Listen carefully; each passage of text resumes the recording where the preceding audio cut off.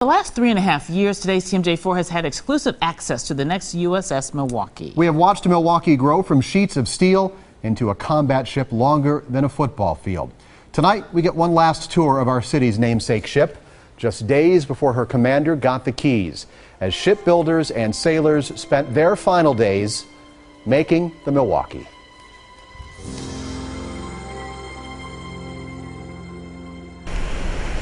The Menominee River is getting a little crowded these days, with 3 identical ships all lined up awaiting their delivery to the Navy.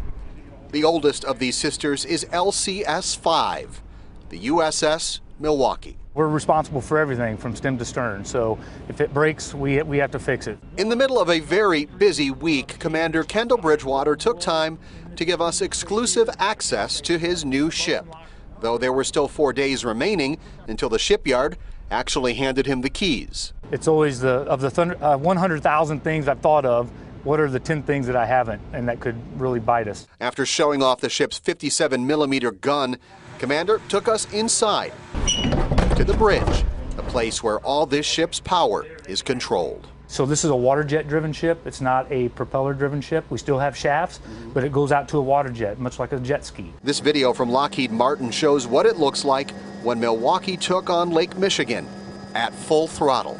The ship handles pretty well. It really does, and it's really is a sports car type feel. How fast?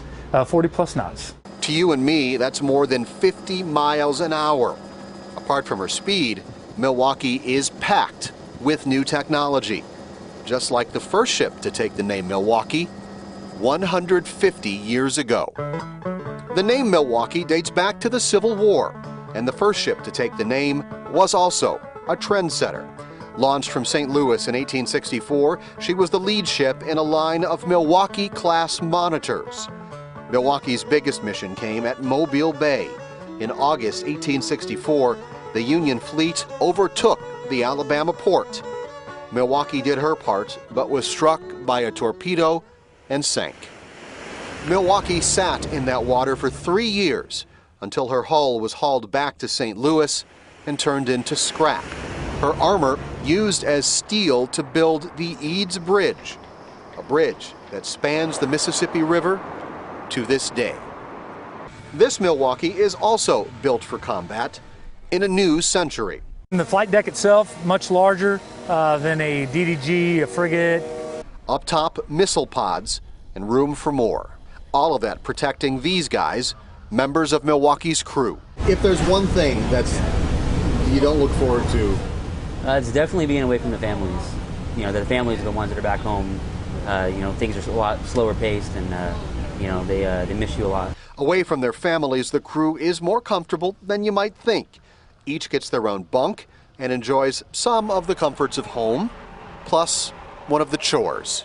You'll rinse your plate, put it in the dishwasher, and you'll run the dishwasher. If it's full, if it's clean, you'll empty it, restack out here. That is life on a modern ship in the modern Navy. You're fast, you're heavily armed, and you do your own dishes.